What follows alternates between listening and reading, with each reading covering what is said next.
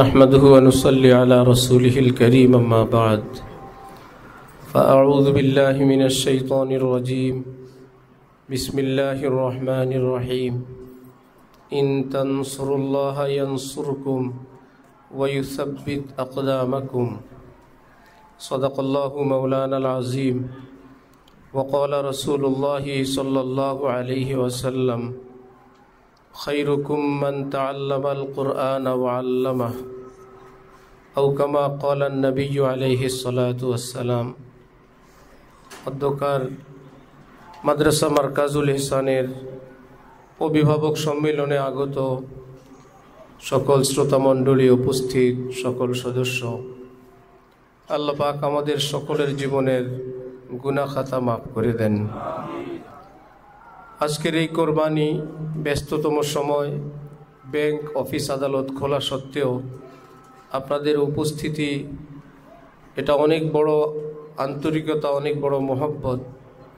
যেমনিভাবে দ্বীনের প্রতি, আমাদের মাদ্রাসার প্রতি এবং আপনার সন্তানের প্রতি সবটাই একত্রিতভাবে প্রস্ফুটিত, প্রকাশমান। আল্লাহ সকলের এই কোরবানিকে আখেরাতের নাজাতের উসিলা হিসাবে কবুল ফরমান। অতীতে কখনোই আমরা অভিভাবক সম্মেলন কিংবা কোনো প্রোগ্রামে আমাদের মা বোনদের জন্য কোনো আয়োজন রাখতে পারি নাই। এই বছর প্রথম হওয়ার কারণে অনেক অপ্রস্তুতি, অসঙ্গতি, আমাদের অনেক কমতি।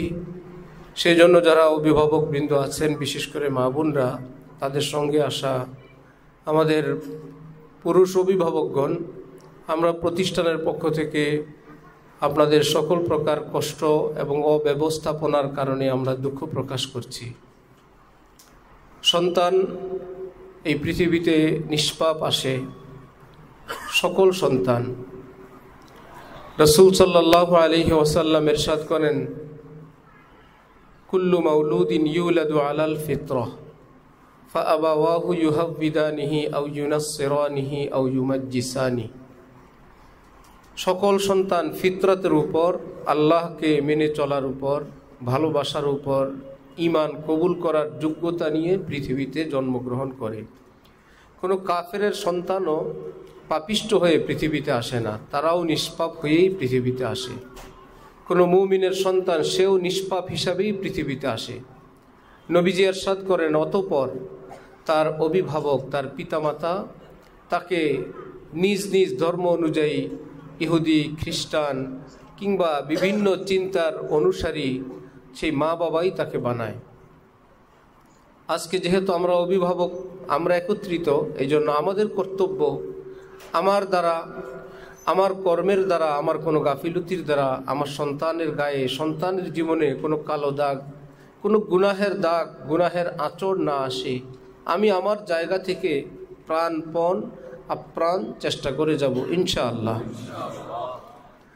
যারা এই পৃথিবীর হাজারো রং তামাশা, হাজারো উন্নতি, অগ্রগতি, অর্থনৈতিক অনেক বেশি সুখ শান্তি সব কিছু দেখার পর, কাফের মুশরিকদের হাজারো রকমের ষড়যন্ত্র শোনার পর, দেশি বিদেশি হাজারো চক্রান্ত দেখার পরেও নিজের সন্তানকে যারা মাদ্রাসায় দেন, সেই সন্তানদের একদিকে কোরবানি, আরেকদিকে তাদের মা বাবার কোরবানি। হাকিমুল উম্মত হযরত থানবী বলেন, তালেবে ইলমকে যখন আমি দেখি, মাদ্রাসার কোনো শিক্ষার্থীকে, তার চেহারা তো বিশাল বড় ব্যাপার, তার পায়ের ধুলার জিয়ারত, একজন তালেবে ইলমের, একজন মাদ্রাসা শিক্ষার্থীর পায়ের ধুলা দেখতে পারাকে আমি আশরাফ আলী আমার নাজাতের উসিলা মনে করি। যে আমি একজন তালেবে ইলমের পায়ের ধুলা দেখতে পেলাম, আমি কিয়ামতে আল্লাহকে বলবো, আল্লাহ আমার কোনো আমল নাই, তাহলে এই উসিলা আমাকে মাফ করে দেন। হাদিস শরীফে আছে, ওয়া ইন্নাল মালাইকাতা লা তাযাউ আজনিহাতাহা রিজান লিতালিবিল ইলম। এত সম্মান, এত মর্যাদা পৃথিবীর সমস্ত মাখলুক, এমনকি গর্তের পিপিলিকা, পানির মাছেরা, উড়ন্ত পাখিরা, ফেরেশতারা, সমস্ত মাখলুকাত এই তালেবে ইলমদের জন্য দোয়া করে। ফেরেশতাদের সামনে দিয়ে যখন তালেবে ইলম হেঁটে যায়, ফেরেশতারা তাদের পর, দুই বর্ণনা, ঝুঁকায় দেয় নিচের দিকে, আরেক বর্ণনায় তাদের পায়ের নিচে কার্পেট ফরশ হিসাবে বিছায় দেয়া বলে, আপনি তালেবে ইলম, এই পৃথিবীর কোনো জমিন, কোনো কার্পেট আপনার মর্যাদা দিতে পারবে না। আমরা আল্লাহ পাকের পক্ষ থেকে নূরের ফেরেশতারা পর বিছাইলাম, আপনি এর উপর দিয়ে হেঁটে যান। তাফসিরে কবিরে আছে, একজন গুনাহগার বাবার মৃত্যুর সময় তার স্ত্রীকে ওসিয়ত করলেন যে আমার তো জীবনে কোনো আমল নেই, তোমার পেটে সন্তান যদি ছেলে হয় তুমি তাকে দ্বীন শিখাবা। তার মৃত্যু হইল, কিছুদিন পর তার ছেলে হলো। স্ত্রী অপেক্ষায়, পড়ার বয়স হলে তাকে পড়তে দিবেন। মাদ্রাসায় দিলেন। প্রথম দিনের সবক বিসমিল্লাহির রহমানির রহিম, পরম করুণাময় অসীম দয়ালু মহান আল্লাহর নামে আরম্ভ করিলাম। আল্লাহ পাক ফেরেশতাদেরকে বললেন, শুনলাই ছোট্ট নিষ্পাপ মাসুম বাচ্চার মুখে পরম করুণাময় অসীম দয়ালু আল্লাহ, আমার নাম সে বলে কিভাবে? আমি রহমান রহিম। তার এই মুখের উচ্চারণের পিছনে ওই আযাবগ্রস্ত পিতার একটু অবদান আছে। সে ওসিয়ত করার কারণে আজকে তার শিশু মাদ্রাসায়, হে ফেরেশতারা শোনো, তার এইটুকুন অবদানের কারণে এই ছোট্ট শিশুর মুখে আজকে রহমান রহিম শোনার বরকতে কিয়ামত পর্যন্ত বাবার কবর আযাব আমি মাফ করে দিলাম।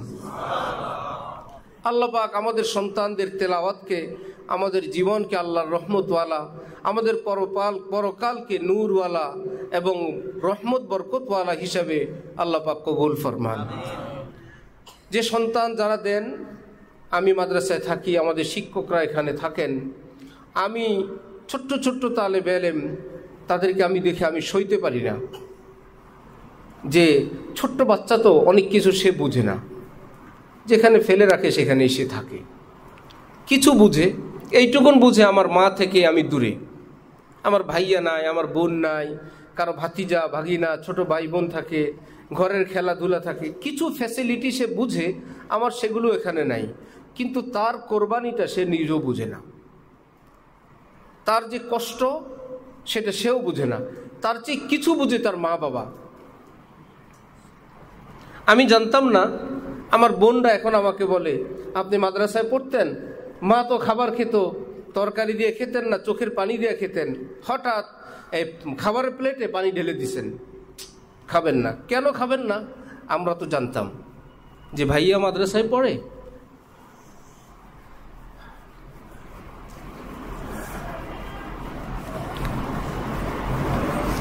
ভাইয়া জানি সেখানে কি খান, আমার সন্তান জানি সেখানে আজকে কি খাবে।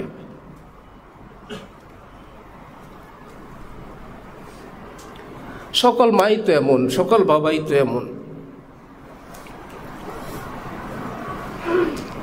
নিজের সেই কলিজার টুকরা সন্তানকে যারা এভাবে মাদ্রাসায় দিলেন, আল্লাহ পাক সকল অভিভাবককে বিনা হিসাবে আল্লাহ পাকের জান্নাতি বান্দা হিসাবে কবুল ফরমান। দুনিয়া আখেরাতে তাদেরকে আল্লাহ পাক অফুরন্ত রহমত দান করেন। আমার ছোট ছেলে হুমায়ত থাকে, সে মাদ্রাসায় বড় হয়েছে, মাদ্রাসার বয়সের সঙ্গে তার বয়সটা খুব মিল, এর ভিতরেই তার বড় হওয়া। 7 বছর হইল, তো আমরা তাকে বললাম তুমি আলাদা ঘুমাও, তোমার তো 7 বছর বয়স, তোমার 8-এ পড়ছে। শুনে অবাক হয় যে কি বলে, আমার মা বাবার থেকে আলাদা হইতে হবে। একদিন সে বলছে যে আমি তো আলাদা হব না, 8ও হব না, আমি 10 বছরও তোমাদের থেকে আলাদা হব না, আমি 40 বছর বয়স হইল আমি তোমাদের সাথে ঘুমাবো, এমনকি আমার মৃত্যু যদি হয় আমার কবর যেন তোমাদের পাশে দেয়।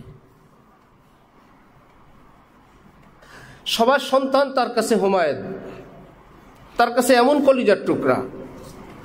এর জন্য মাদ্রাসায় যে শিক্ষার্থীরা পড়ে, আল্লাহর রাস্তায় এদের সময়, এদের কোরবানি, এদের মা বাবার কোরবানি, পৃথিবীর কাউকে জিজ্ঞাসা করতে হবে না, এটা বুঝেন আল্লাহ। ওস্তাদজি যখন বলেন রাত গভীরে মা মা বলে চিৎকার করে, আমরা মা দিব কোত্থেকে? ছোট্ট শিশুকে নিজেরা হাত দেই, বাচ্চারা তো ঘুমের মধ্যে মায়ের হাত বাবার হাত সেটাও পার্থক্য বুঝে।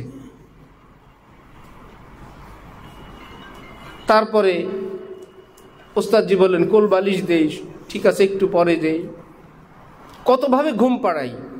মানুষ তো, সেও তো একজন মানুষ, তারও তো রক্ত মাংস আছে, তারও তো পরিবার পরিজন আছে। এই ছোট্ট শিশু এখানে এরকম ছটফট করে, তার মায়ের বুকে কি কিছু নাই? এই তালেবে আলেমরা যদি মাদ্রাসায় পড়ার পর কেউ যদি মনে করেন এরা এখনো আল্লাহর রাস্তায় সময় দেয় নেই, এটা কি আল্লাহর রাস্তার কোরবানি না? তার মা বাবার এই কোরবানি কি আল্লাহর জন্য না? তার এই ছোট্ট শিশুটার কোরবানি কি আল্লাহর জন্য না? আল্লাহ পাক আমাদেরকে দ্বীনের সঠিক বুঝ দান করেন। আল্লাহর হাজারো রাস্তা, দ্বীনের হাজারো রাস্তা। হযরত থানবী রহমতুল্লাহ আলাইহি বলেন, এলমি দ্বীন হলো সকল দ্বীনি খেদমাতের মূল। এখান থেকেই বের হবে। এই এলমি দ্বীনের ফতোয়া অনুযায়ী নির্ধারণ হবে আমার উজু আছে কি নাই, আমার নামাজ হলো কি হলো না, আমার তেলাওয়াত শুদ্ধ কি অশুদ্ধ, আমার ফরজ ওয়াজিব আদায় হলো কি হলো না, আমার বিবাহ হলো কি হলো না, অমুকের স্ত্রী রইল কি রইল না, ইত্যাদি ইত্যাদি। আমাদের মুসলমানদের জীবনের সকল কিছুর নির্ভর করে এলমের উপরে, ইসলামের উপরে। ইসলাম মানে ইন্না হাযাল ইলমা দীনুন, এই এলেমটাই দ্বীন, এটাই ইসলাম। যে যেখানে আমরা দ্বীনের খেদমত করি সবটা দ্বীনের খেদমত, কিন্তু সম্পূর্ণ দ্বীনের সংরক্ষণ আল্লাহ পাক এলমি দ্বীনের মাধ্যমে করেন। আল্লাহ আমাদেরকে এর সঙ্গে জুড়ে থাকার তৌফিক দান করেন। তাহলে সন্তান পৃথিবীতে নিষ্পাপ আসার পর আমাদের কর্তব্য, হযরত ওয়ালা করাচি বলেন তার চোখে 2টা ভিডিও ক্যামেরা, চোখ হলো 2টা ভিডিও ক্যামেরা আছে, 2টা কান, 2টা রেকর্ডার আছে। আমি তার মধ্যে এই সাদা ক্যাসেট, এই ফ্রি একটা মেমোরি কার্ড আমি কি লোড করব, কি সেভ করব, এটা আমাকে সিদ্ধান্ত নিতে হবে। এ কথা বলার কোনো সুযোগ নেই। বাচ্চা বুঝে না, ভিডিও ক্যামেরাও কিচ্ছু বুঝে না। ভিডিও ক্যামেরা কি কিছু বুঝে? সুতরাং বুঝে না বলে আমি আপনি যা তা করব। এই ছোট্ট শিশু, তার তো ক্যামেরা খোলা, যেটা সে দেখবে এটা তার ভিতর সেভ হবে, যে আওয়াজটা শুনবে সে আওয়াজটা তার ভিতরে সেভ হবে। এই জন্য আমাদের একটা কর্তব্য হলো এমন দৃশ্য দেখাবো না যেটা আমি দেখতে প্রস্তুত না, এমন শব্দ বলবো না, উচ্চারণ করব না যেটা আমি শুনতে প্রস্তুত না। আমার শায়েখের ছেলে, দ্বিতীয় ছেলে, এখন তো মুফতি সাহেব, ছোট যখন ঘরের মধ্যে কোনো কাজের মানুষের বা কারো কোনো বিপদ ঘটছে, হাত পা কেটে গেছে বা আগুন লাগছে, সকলে দৌড়ঝাঁপ করে চিকিৎসার জন্য।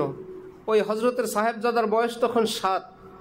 হঠাৎ তাকে দেখা গেল একটা জায়নামাজ নিয়ে কেবলামুখী হয়ে খুব মুনাজাতের মধ্যে সে লাগছে, ভীষণ মনোযোগ সহকারে মুনাজাত। তখন তার ভাই বোনরা বুঝতে পারছে এবং সে ভাবছে কথা, আব্বু তো বিপদে পড়লে আল্লাহর কাছে দোয়া করেন, বাসার সবাই তো কান্নায় দৌড়াদৌড়ি করে, আল্লাহ পাকের কাছে তো কেউ দোয়া করে না, আব্বু বাসায় নাই, তাহলে ওই কাজটা আমি করি। এই দৃশ্যটা সে শিখলো কোত্থেকে? শিখলো যে বিপদে পড়লে আল্লাহর কাছে বলতে হয়। ঘরের কেউ তো আল্লাহর কাছে বলছে না, সবাই চিকিৎসা নিয়ে ব্যস্ত, একজন তো আল্লাহর কাছে বলা দরকার। এক বুজুর্গ তারা স্বামী স্ত্রী স্থির করলেন আমাদের সন্তানকে আল্লাহ থেকে চেয়ে নেয়া শেখাবো। কিছু চাইলে তারা বলেন উজু করো, নামাজ পড়ো, আল্লাহ পাকের কাছে কান্নাকাটি করো, একটা নির্দিষ্ট সময় পর অমুক জায়গায় তুমি হাত দিবে। এই ফাঁকে তারা সেই ফল সেখানে রেখে দেন। তো বাচ্চা চায়, বলেন না আল্লাহ পাক দিবেন, আর আল্লাহ থেকে নিতে হলে উজু করতে হয়, নামাজ পড়তে হয়, অনেক দোয়া করতে হয়, লম্বা সময়। বাচ্চা তাই করে, ছোট্ট মানুষ। এই ফাঁকে মা বাবা নির্ধারিত বস্তুটা সেখানে রাখেন।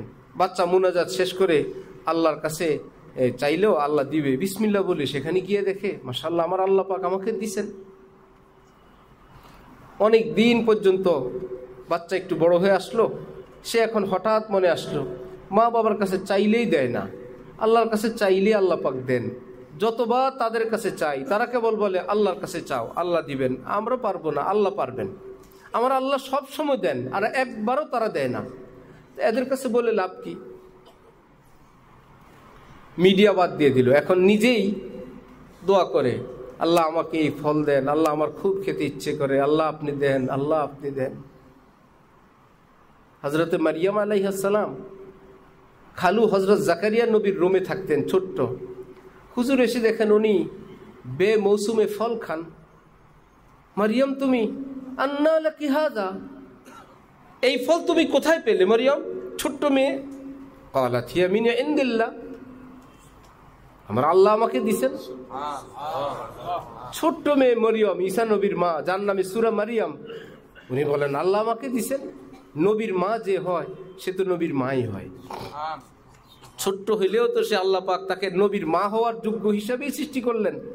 হযরত জাকারিয়ার তখন সন্তান নাই, ভাবলেন যেই আল্লাহ বেমৌসুমে ছোট্ট একটা শিশুকে এরকম ফল দিতে পারেন, আমাদের জীবনের বেমৌসুমে তো আল্লাহ পাক সন্তানও দিতে পারেন।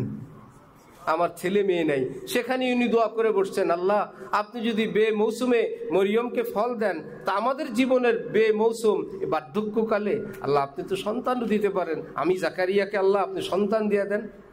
রব্বুল আলামিন বলেন ইন্না নুবাশশিরুকা বিগুলামিন ইসমুহু ইয়াহইয়া, জাকারিয়া দোয়া কবুল, ছেলে হবে, ছেলের নাম দিয়ে দিলাম ইয়াহইয়া। দোয়া করলেন নবী, দোয়া কবুল হইল, আল্লাহ পাক বললেন ছেলের দোয়া কবুল, ছেলের নাম হবে কি? ইয়াহইয়া। ওই ছোট্ট বাচ্চা এখন আল্লাহর কাছে দোয়া করে নির্ধারিত জায়গায় হাত দিয়ে দেখে আল্লাহ পাক দিছেন, তার কাছে কি এটা আনকমন ব্যাপার না কমন? সব সময় আল্লাহ দেন, আজকেও আল্লাহ দিছেন। শুধু এইটুকুন বেশ কম, মা বাবার কাছে চাইতাম তারা দিতেন না, তো তাদের কাছে চাওয়া না চাওয়া তো বরাবর, প্রতিদিন আল্লাহ আমাকে দেন, আজকেও দিছেন। খুব স্বাভাবিকভাবে সে খায় ঘুরে। মা জিজ্ঞাসা করলেন বাবাকে, আপনি দিলেন না, তুমি দিলা না, এবার বাবা কান্না আরম্ভ করছেন, আলহামদুলিল্লাহ আমার আর সুখের শেষ নাই, আমার বান্দা আমার সন্তানের সেই দিন এসে গেছে যে আমার সন্তান সরাসরি আল্লাহ থেকে নিতে পারে, তাহলে আমাদের আর কোনো কষ্ট নাই, আমাদের আর কোনো টেনশন নাই। এক বুজুর্গকে সাথীরা বললেন আপনি ছেলে মেয়েকে কিছু দেন, ধন দৌলত ঘর বাড়ি দেন, তিনি বললেন আমি তাদেরকে এই পৃথিবীতে চলার যা কিছু দরকার সব দিয়ে দিছি। বললেন কিছুই নাই, আপনি বললেন সব দিয়ে দিলেন, কি দিলেন? বললেন আপনারা হাদিস শরীফ পড়েন নাই? নবীজি বলছেন প্রতিদিন যে সন্ধ্যাবেলা সূরা ওয়াকিয়া তেলাওয়াত করবে, পৃথিবীতে তার যা কিছু প্রয়োজন আল্লাহ পাক ব্যবস্থা করবেন। আমি আমার সন্তানকে সূরা ওয়াকিয়া শিখিয়ে দিছি, বাকিটা আল্লাহ পাক দিবেন, আমি আর কি দিব? আল্লাহ নবী বলছেন সূরা ওয়াকিয়া পড়লে আল্লাহ দিবেন, আমি তাদেরকে ওয়াকিয়া শিখাই দিছি। এজন্য সন্তানকে কিভাবে আমরা দিনদার রাখবো, ওই দৃশ্য ঘরে রাখবো না যে দৃশ্যে আমি আমার জীবনের বাচ্চার জীবনে আমি দেখতে চাই না, ওই শব্দ ঘরে উচ্চারণ হবে না যেই শব্দ আমি বাচ্চার মুখে শুনতে চাই না। হযরত ওয়ালা করাচি বলেন এই জন্যই তো দেখো না বাঙালিরা বাংলা জবান, আরবিরা আরবি জবান, ইংলিশরা ইংলিশ জবানের বাচ্চা ওই জবানে কথা বলে, একটু কথা ফুটলেই এমনকি যে অঞ্চলের বাচ্চা সে অঞ্চলের কথা বলে, কারণ এতদিন লোড করছে, সে এতদিন রেকর্ড করছে ওই ভাষাই, এই জন্য তার মুখে তুমি ওই উচ্চারণ ওই ভাষাই তুমি শুনতে পাবা, কারণ সে রেকর্ড করছে সেটা। আর যে বাচ্চা জন্মগতভাবে বয়রা, কানে শুনে না, সে বলতেও পারে না, কারণ জীবনে কোনো শব্দ সে শুনেই নেই, মুখস্থই হয় নাই, বলবি কি? শুধু চোখ ভালো, সে দেখছে মুখ নাড়ে আর হাত নাড়ে, এই জন্য বোবারা মুখও নাড়ে হাতও নাড়ে, কোনো শব্দ তার মেমোরিতে আসেও নাই, কোনো শব্দ সেভও হয় নাই, বলতেও পারে না। ওটার সঙ্গে আমরা মিলিয়ে নিব আমাদের সন্তানের বিষয়। মাদ্রাসায় যে বাচ্চারা পড়ে সে বাচ্চাদের বিষয় যে মাদ্রাসা তো একরকম, বাসায় যাওয়ার পর তাদের খেয়াল রাখা, এটা আমাদের বিশেষ কর্তব্য। কেউ আদর এভাবে করেন যে মাদ্রাসায় তো কষ্ট করে, এখানে একটু ফ্রি স্টাইলে থাকুক, তাহলে নামাজের কথা নাই, মোবাইলেরও থেকেও বারণ নাই, পর্দার বিষয়েও কিছু নাই, তাহলে মাদ্রাসা হইল তার একটা কষ্টের জীবন, ঘর হইল তার একটা সুখের জায়গা, ওই ছাত্রটার জন্য মাদ্রাসায় রাখা মুশকিল। পাশাপাশি সে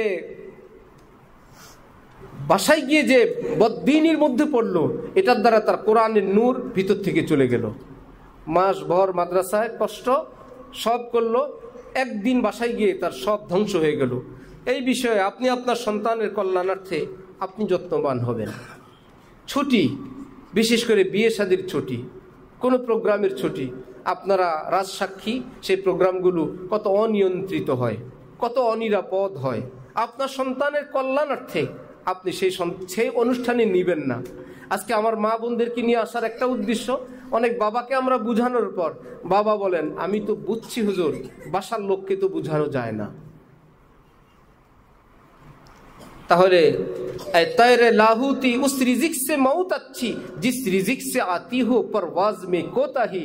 আল্লামা ইকবাল বলেন হে আল্লাহর দিকে উড়ন্ত পাখি, ওই খাদ্য খাবার থেকে মৃত্যু উত্তম, যে খাবারকে তুমি ছিটকে পড়ে যাবে নিচের দিকে। তুমি উঠতেছিলে আল্লাহর দিকে, এক লোকমা খাবার মুখে নিয়ে ছিটকে পড়ে গেলা, বরং লোকমা ছিটকে ফেলো, তুমি আল্লাহর দিকে উঠতে থাকো। আমরা আমাদের সন্তানের জন্য বলবো, ওই দাওয়াত বাদ, আমার বাচ্চা হাফেজ হচ্ছে, সেটা হোক, লক্ষ কোটি দাওয়াত আমার বাচ্চার পিছনে ঘুরবে। জান্নাতীদের জন্য এক এক বেলায় 70,000 দস্তরখান একজনের জন্য। না ওয়াশরুম আছে, না বাথরুম আছে, না পেট ভরে যাওয়ার কোনো আশঙ্কা আছে, না ডায়াবেটিস আছে, না রোগ আছে, না খেতে পারি না অপারগতা আছে, কিছুই নেই। ওয়ালাকুম ফিহা মা তাশতাহি আনফুসুকুম, যে আমার ছেলে খাবে, আরে নিজের বংশ থেকে আরো কমপক্ষে 10 জনকে জান্নাতের খাবারের ব্যবস্থা করবে, এই দাওয়াত বাদ দাও। অনুষ্ঠান শুরুর আগে তো ফকির মিসকিনকেও খাওয়ায় দেয়, কিন্তু মেইন মেহমান যারা, তারা ওয়েটিংয়ে আছে, বসে আছে। ফকির মিসকিন খিচুড়ি খায়, নর্মাল একটা খাবার খায়, যারা বুঝে তারা বলে খাক, একটু পরে তো তার নাই, একটু পরে তো সে প্রোগ্রামে প্রবেশ করতে পারবে না, এই জন্য একটু খাবার দিয়ে তাদেরকে বিদায় দিচ্ছে। এই পৃথিবীর খাবার, দুনিয়াওয়ালাদের খাবার, হারাম খাবার, কাফের মুশরিকদের গড় বাড়ি অট্টালিকা, আর মুসলমানদেরকে আল্লাহ পাক বলেন ওদেরকে একটু দিলাম, ওরা এখানেই খাক। মেন মেহমানদারি তো আমি আল্লাহ তোমাদের করব, জান্নাতে গেলে করব। এই জন্য নিজের সন্তানকে ওই খাবার খাওয়াবো না যার দ্বারা সেই দাওয়াত নষ্ট হয়, যার দ্বারা আমার আশা ভণ্ডুল হয়। এরকম কোনো প্রোগ্রামে আল্লাহর ওয়াস্তে আপনাদের সন্তানকে নেবেন না। ছুটির আবেদন, সন্তান কষ্ট হয়, হসপিটালে দিলে, পঙ্গুতে দিলে ডাক্তার বেঁধে রাখে, ঝুলায় রাখে, টানা দেয় 30 দিন। এটা তার স্থায়ী না, তাকে সুস্থ বানানোর জন্য একটা নির্দিষ্ট টাইম পর্যন্ত একটা অবস্থায় থাকতে হয়। সেখানে আপনি ডাক্তারকে ডাকাত বলেন, যা ইচ্ছে তাই বলেন, আপনার সন্তানের, আপনার সুস্থতার জন্য। ঠিক মাদ্রাসার উস্তাদরা আমাকে আপনাকে অনেক আইন, অনেক নিয়ম কানুন করেন, আমরা সেটাকে মেনে নিব, এটা স্থায়ী না, কিছুদিনের জন্য। আল্লাহু আকবার। ঠিক হাদিস শরীফে আছে, বাচ্চা কোথায় থাকে, কোথায় ঘুমায়, কাদের সঙ্গে থাকে, এগুলোর নিগরানি মা বাবার। এমনকি 10 বছর হবার পর কোনো ছেলে মেয়েকে নিজেরা একত্রে ঘুমানো নিষেধ, এমনকি মা বাবার সঙ্গে একই সঙ্গে গায়ে গায়ে লেগে ঘুমানো, 10 বছর ওয়ালা ছেলে এবং মেয়ে, বাবার সঙ্গে মায়ের সঙ্গে, মেয়ে মা তাও নিষেধ, বাবা ছেলে তাও নিষেধ। তাহলে অন্যের সঙ্গে কিসের প্রশ্ন? শুধু 10 বছর। এই জন্য বেড়াইতে যাওয়া হোক, আত্মীয় স্বজন হোক, যেখানে হোক, এগুলো অভিভাবকদের কর্তব্য। আর সকল ফেতনার জন্য একটা ফেতনা, মোবাইল। আদর করে হাতে দিলেন, আদর করে দেওয়ার জিনিস না, এটা ভয়ঙ্কর বিষধর সাপের চেয়েও আরো ক্ষতিকর। অনেক ভাইয়েরা, অনেকে মাদ্রাসায় পড়েন নাই, টাকা পয়সা আল্লাহ পাক দিলেন, মনে করেন যে বাচ্চা কান্নাকাটি করে, এই কান্না থামানোর জন্য এটা দিলাম, এবং সে বলছে মোবাইল না দিলে পড়বে না, সে পড়ুক, আমি এটা চাই, এই জন্য দিলাম। সহজ মনে কথা একটা বলে বসেন যে বাচ্চা বলছে মোবাইল না দিলে পড়বে না, আপনি কি মনে করেন মোবাইল দিলে পড়বে? যেই বাচ্চা আজকে এই কথা বলতে পারে মোবাইল না দিলে পড়বো না, তার হাতে মোবাইল দেওয়ার পর সে কি পড়ালেখায় আরো মনোযোগী হবে না নষ্ট হবে?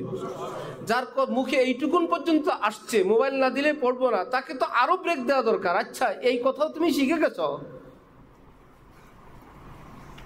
এক নামি দামি স্কুল থেকে এক অভিভাবক মাদ্রাসায় নিয়ে আসছেন ছেলে, কি বাসায় এসে একটা শব্দ বলছে, বড় ভাইরা এটা বলছেন, হাই স্কুলের ছাত্র। ওই অভিভাবক বলে, বড় ভাই কি জিনিস, আমরা তো কলেজ ভার্সিটিতে পড়ছি, আমার ছেলে হাই স্কুলে বড় ভাই চিনে গেছে, আমার ছেলে আর ওখানে পড়াইতে হবে না, বড় ভাই চিনে গেছে। এত জলদি বড় ভাই শব্দ মুখে আসছে, তাহলে তাকে সেখানে রাখা যাবে না। যে বাচ্চা মোবাইল দিলে না দিলে পড়বে না, দিলে মোটেও পড়বে না, না দিলে যদি আরো 6 মাস পড়ে ভালো, দেওয়ার পর 3 মাসও টিকবে না, বলবেন তুমি মরো বাঁচো, পড়বা না, অসম্ভব, এই জিনিস হবে না। এই কঠোরতা, এটা তার আদর, এটা তার মমতা। শেখুল হাদিস জাকারিয়া সাহেব রহমতুল্লাহি আলাইহি, ফাজাইলে আমাল কিতাবের লেখক, পৃথিবী বিখ্যাত মুহাদ্দিস, উনি বলেন আব্বা ছিলেন আমার উপর এত কঠোর, নামাজে যদি কোনো ছাত্রের সঙ্গে 2 বেলা একত্রে দাঁড়াই, নামাজের পর মাইরি। বন্ধুত্ব করেন, নামাজে দুস্তি করেন না। আব্বা আমি না, আমি দাঁড়ানোর পর ওই ছেলে আসছে, ঠিক আছে সাবধান থাকবেন। ভালো একটা জামা পরবো, ওহো এখনই পোষপাস শুরু করছেন। আব্বা গেলেন একদিন বাহিরে, ফ্যামিলির লোকেরা সবাই এত সুন্দর জাকারিয়াকে একটা জীবনে ভালো জামা পরাইতে পারি নাই তার বাবার কারণে। আজকে তো তার বাবা বাইরে গেছে, একটা ভালো সুন্দর জামা পরাই। এমন সুন্দর জামা পরায় উনি বলেন পূজার মতন। আমার ফ্যামিলির সব নারী পুরুষরা আমাকে গোল হয়ে দেখতেছে, কত সুন্দর লাগে এই ছেলেটাকে। আর বাবা কেমন কেমন নর্মাল জামা পরায়। এর মধ্যেই বাবা প্রোগ্রাম ক্যান্সেল করে ভিতরের দরজা দিয়ে প্রবেশ করছেন বাড়িতে। বাবাকে দেখে তো সবাই আত্মরক্ষার জন্য ভাগলেন। আমি তো বাবার বাটে, বলে জুতা খুলি যে ইচ্ছা মতো পিটাইলেন। সবাই পরাইলো জামা আমাকে, জুতা পিটান খাইলাম আমাকে। তখন তো তিতা লাগতো, একটু ভালো জামা পরতে দেয় না, একটু বন্ধুত্ব করতে দেয় না, একটু আড্ডা মারবো দেয় না, কেমন কেমন লাগতো। তিনি নিজে নিজের জীবনীতে লিখছেন, আব বিতি, বাংলা ভাষায় হয়েছে, উর্দুতে লেখা। তিনি বলেন, আজকে আমি বুঝি আমার আব্বার সেই কঠোরতা আমি জাকারিয়াকে শাইখুল হাদিস জাকারিয়া বানায় দিয়েছেন। মদিনা শরীফ আমি ইসলামিক লাইব্রেরিতে গেলাম, পুরো পৃথিবীর লাইব্রেরি যেখানে শাইখুল হাদিস জাকারিয়া সাহেবের মুয়াত্তা মালিকের সরা আউজাজুল মাসালেক আরব দেশের লোকেরা সাজায় রাখছে যে ভারতের মাওলানা শাইখুল হাদিস জাকারিয়া সাহেবের হাদিসের ব্যাখ্যা গ্রন্থ। কে? যে বাবার এই কঠোর শাসনের নিচে ছিল। আপনি আমি যদি একটু কষ্ট করি, দুনিয়াতে থাকলে থাকবো, কবরে গেলে ওই সন্তান কবর পাড়ি গিয়ে বলবে, আব্বা আজকে তো আপনার জন্য হাজারো কথা মনে আসে, আপনি নাই পৃথিবীতে, চোখের পানি ফেলবে আর দোয়া করবে। আপনার কঠোরতায় আজকে আমি শাইখুল হাদিস, আজকে আমি মুফতি আজম, আমি আজকে খতিব, আমি মুহাদ্দিস, আমি মুফাসসির, আজকে আমি দ্বীনের খাদেম। আব্বা আপনি তো নাই, মা আপনি তো নাই, আপনি দেখবেন না? রব্বুল আলামিন বলেন, এই বাচ্চার সকল দ্বীনি খেদমতের সমপরিমাণ নেকি আমি তার মা বাবাকে আজীবন দিতেই থাকবো, দিতেই থাকবো। এই জন্য একটু কষ্ট করব, একটু কঠোরতা করব। উস্তাদদের সঙ্গে কথা বলতে আদব। আমরা যেহেতু স্বাধীন গণতান্ত্রিক দেশের নাগরিক, মিক্স পরিবেশ, জেনারেল পরিবেশ, কেউ ব্যবসায়ী, কেউ চাকরিজীবী, কেউ বিভিন্ন জায়গা থেকে, যার যেটা পুঁজি আছে সে সেটাই পেশ করতে পারে।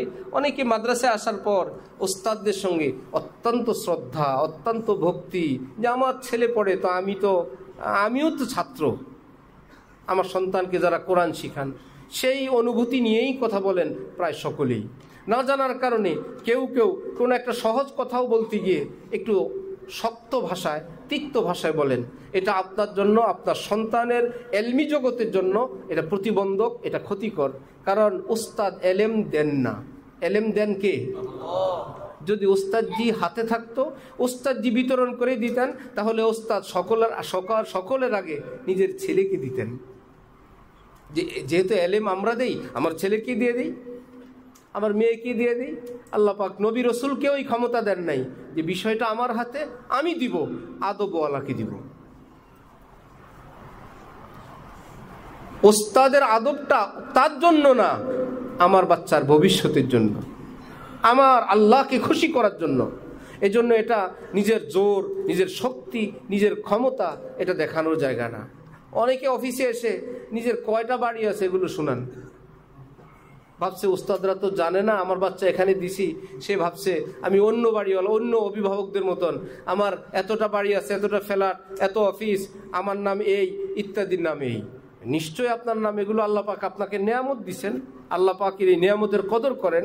এগুলো শোনানোর জায়গা এটা না, কোনো পদ পদবি শোনানোর জায়গা এটা না, কোনো এই আইন শৃঙ্খলা বাহিনীর কে কোন পদে আছেন, কে সরকারে কখন থাকে তাদের কে আছেন, এটা না। এটা হলো আদবের জায়গা। যেই ডালে ফল ধরে সেই ডালটা নিচু হয়, উঁচু হয় না। যত নিচু হবেন তত পানি আপনার দিকে যাবে, উঁচু হবেন পানি যাবে না, নিচু জায়গায় পানি যায়। পানি গড়াইতে গড়াইতে উঁচুর দিকে যায় না, নিচের দিকে যায়। উঁচু হইতে পারবেন, এতে দুইটা লক্ষণ বোঝা যাবে, পানি সেদিক যাবে না, এই ডালে ফল ধরে নেই। নিচু হবেন, ও ফলের ভারে নিচু, নিচু হবেন তো সেই দিকে রহমতের পানিও যাবে। আদব বড় কিসমত। এক ব্যক্তির ইন্তেকালের পর কেউ তাকে প্রশ্ন করলো, আল্লাহ পাক আপনার সঙ্গে কেমন আচরণ করলেন?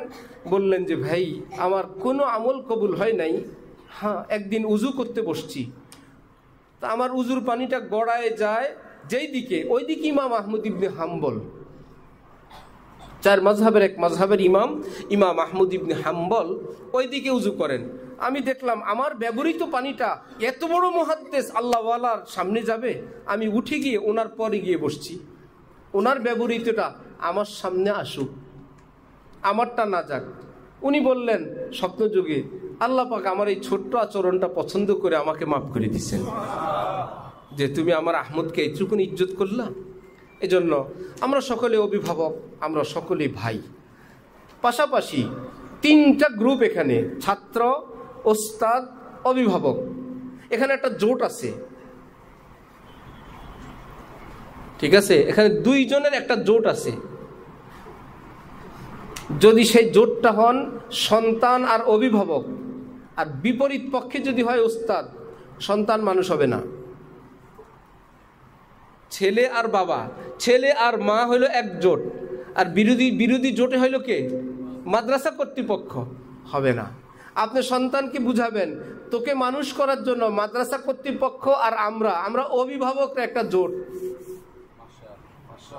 অভিভাবকই জোট তোমাকে মানুষ করার জন্য। ডাক্তারের কাছে নেওয়ার পর ইনজেকশন দেওয়ার সময় কে কার সঙ্গে জোট বাঁধেন? বাচ্চা আর বাবায়, না ডাক্তারে আর বাবায়? ডাক্তার আর বাবায়। যে ডাক্তার ইনজেকশন দিবে, বাবা চাপ দিয়ে ধরে রাখবেন, তুমি যতই চুঁচু করো তোমাকে ইনজেকশন দেওয়ার জন্য আমরা দুইজন জোট, বুঝায় হোক, চকলেট দিয়ে হোক, নরমে হোক, গরম হোক, আজ হোক কাল হোক, ইনজেকশন দেওয়াবো, আমরা একজোট তোমার ভালোর জন্য, তুমি বুঝবা না। তোমার এই চিৎকার আমাদের কাছে গ্রহণযোগ্য না, না ডাক্তারের কাছে গ্রহণযোগ্য, না বাবার কাছে। বাচ্চার চিৎকারের সঙ্গে যদি বাবা চিৎকার দেন, ইনজেকশন কপালে নেই, ডাক্তারের কোনো বুঝ নেই, ছেলেটার চোখে পানি, হ্যাঁ তাহলে নিয়ে যান বাড়িতে। এই জন্য জোট হইতে হবে ওস্তাদের সঙ্গে, আপনার অহরহ যোগাযোগ রাখতে হবে, এবং বাচ্চাদের কথা বিশ্বাস করা যাবে না এই অর্থে ওটার উপর কোনো ফয়সালা করা যাবে না। বলবে আপনি তাকে যা দেওয়ার দিবেন। মাদ্রাসায় পড়ছে এক ছাত্র, এখানে থাকতেই কিছু ভুল বিচ্যুতি তার নজরে পড়ার পর আমরা বছরের মধ্যখানেই তাকে রাখবো না, তার বাবা এসে অনেক রিকোয়েস্ট করলেন। শিক্ষক শাস্তি দিছে, বড় ছাত্র দাড়িওয়ালা, অপরাধের কারণে শাস্তি দিছেন। ওই যে বললাম কোনো ক্ষমতা নিয়ে মাদ্রাসা আসবেন না।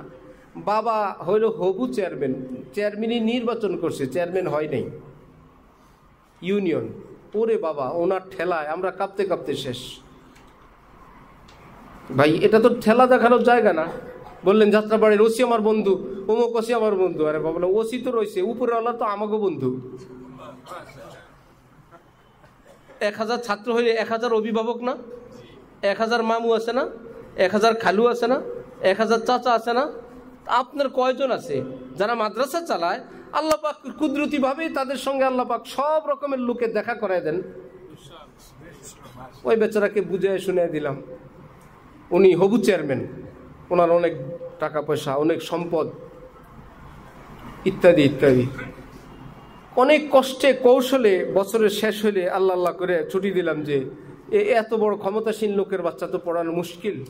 ওস্তাদরা দিন রাত কষ্ট করবেন, আর অভিভাবকের ঝাঁঝালো ভাষা শুনবেন। এ কি আশ্চর্য কথা! অভিভাবক এসে যদি উস্তাদের সঙ্গে দুর্ব্যবহার করে, উস্তাদ যদি চোখের পানি ফেলেন। আমরা চাঁদপুর মাদ্রাসার জায়গা কিনবো, এলাকাবাসী মাদ্রাসা করতে দিবে না। তো একজন বলল কি আমার কথা, ও যদি জায়গা কিনে, এরা যদি কেউ আসে একদম হাত পা ভেঙে দিব। যার কাছে বলল সে বলে উঠল কি যে এরা তো একা একা আসে নাই, ঢালকানগরের শায়েখ আল্লামা আব্দুল মতিন সাহেবের পরামর্শে আসছে মাদ্রাসা করার জন্য। এরা এমন মানুষ, মাইর দিলে কিন্তু পাল্টা মাইর দেবে না, মাইর খায়া ঢাকা চলে যাবে। গিয়ে যে হজরতের কথা নিয়ে এরা আসছে ওই আল্লাহওয়ালার কাছে গিয়ে বলবে আমাদেরকে মারছে। শেষে যদি রাত গভীরে সেই আল্লাহওয়ালা সহ এরা সবাই কান্নাকাটি শুরু করে, আপনি চোখের পানি থামাইতে পারবেন? যেই লোক ধমক দিল সেই লোক পাইছে ভয় যে আল্লাহ মাইক দিব, কিন্তু চোখের পানি থামাবো কেমনে? এরা যদি গোপনে কান্দে। আপনার আমার একটু দাপট আছে বলে কথা বলে চলে গেলাম, নীরবে যদি ওস্তাদজি কান্না করে যে মাদ্রাসার শিক্ষক হবার কারণে আজকে এখানে যতটুকু পড়াশোনা করলাম, আমি যদি দুনিয়ার লাইনে হইতাম, আমি একজন বিসিএস ক্যাডার হইতাম, আমার প্রথম নিয়োগ হইতো এএসপি দিয়ে, সহকারী সচিব দিয়ে, আজকে আমার কথায় উঠতো বসতো। এত কষ্ট করে রাত দিন পড়ে 20 বছর পড়ার পর মাদ্রাসায় খেদমতে আসলাম, একজন অভিভাবকের এইরকম অসুন্দর অভদ্র ঝাঁঝালো ভাষা শোনার জন্য তিনি যদি চোখের পানি ফেলেন, এটা কি চোখের পানি না আগুন বলেন তো? ওই বাবার ছেলে ভর্তি, বিদায় দিয়ে দিলাম। 2 দিন আগে আমাদের এক ওস্তাদ ফোন দিলেন আমাকে, সাক্ষাতে বললেন, সে হবু চেয়ারম্যান সাহেব সংবাদ দিছেন, ওস্তাদজিকে ফোন দিয়ে বললেন, হুজুর আপনার নাকি টাকার প্রয়োজন, 1 লাখ টাকার ঋণ চাইছেন। কে বলল?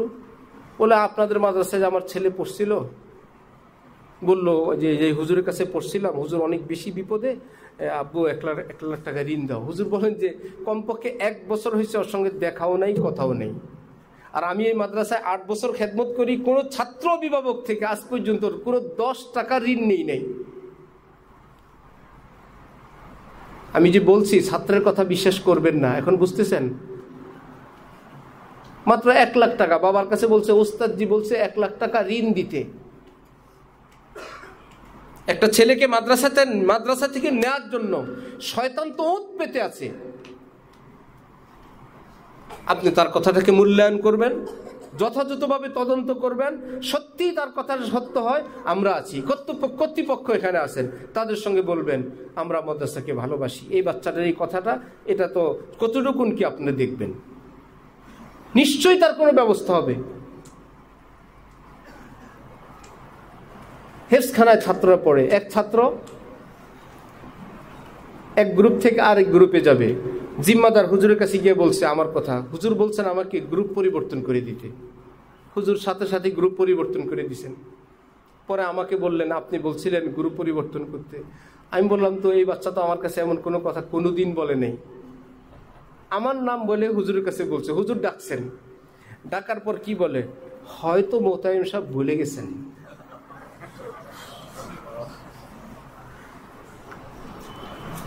বাচ্চারা কি আমাদের মতন না লেটেস্ট? ছোট্ট বাচ্চা।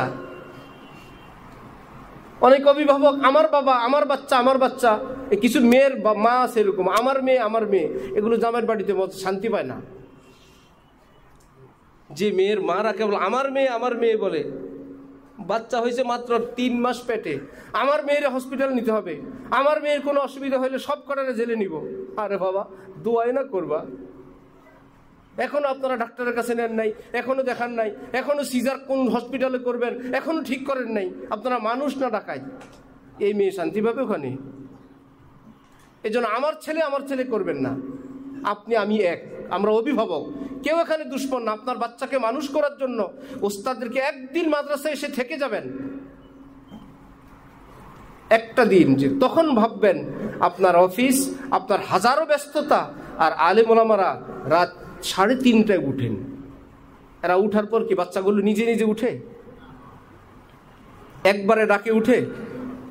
এই বেচারার কি চোখে ঘুম নাই? রাত 3:30টা কি ওনার বাজে না?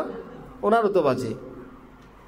কতবার আবার মাদ্রাসার থেকে আইন মারতে পারবেন না, তারপরেও আইন লঙ্ঘন করে শাস্তি সুস্তি দিয়ে দেয়, আমরা খোঁজ খবর পাই, আবার আমরা ডাকি, দিবেন না, আবার থামাই।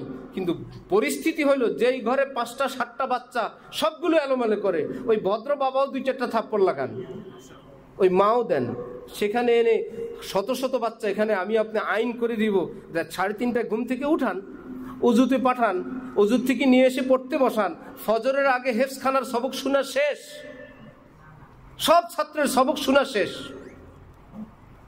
রাত 10টা পর্যন্ত, রাত 3:30টা থেকে। এরপরে আবার ঘুমাইলো কিনা, শুয়ে কথা বলি কিনা। যে শিক্ষকরা আমাদের বাচ্চাগুলোরই পাহারাদারি করে, জীবন কোরবান করে, তাদের সঙ্গে সেই শ্রদ্ধা, সেই ভক্তি, সেই মোহাব্বত শুধু চোখে না। ইমাম গাজালি বলেন আলেমদেরকে অন্তর থেকে যে শ্রদ্ধা করবে, খেদমত করবে, ভালোবাসবে, আল্লাহ তার বংশে আলেম দিয়ে দিবেন। যে অশ্রদ্ধা করবে, অভক্তি করবে, পিছনে কিছু বলবে, দুনিয়ার একটা পুরস্কার আছে তার বংশে আলেম হবে না। পয়সা দিয়ে আলেম হয় না, ক্ষমতা দিয়ে আলেম হয় না, বাকপটুতা চালাকি দিয়ে আলেম হয় না, দম্ভ অহংকার দিয়ে আলেম হয় না, আদব দিয়ে হয়, চোখের পানি দিয়ে হয়, দোয়া মুনাজাত দিয়ে হয়, হালাল খাবার দিয়ে হয়, ঘরে দিনদারি থাকলে তখন হয়। অনেক কাজ আমাদের, আল্লাহ আমাদেরকে তৌফিক দান করেন।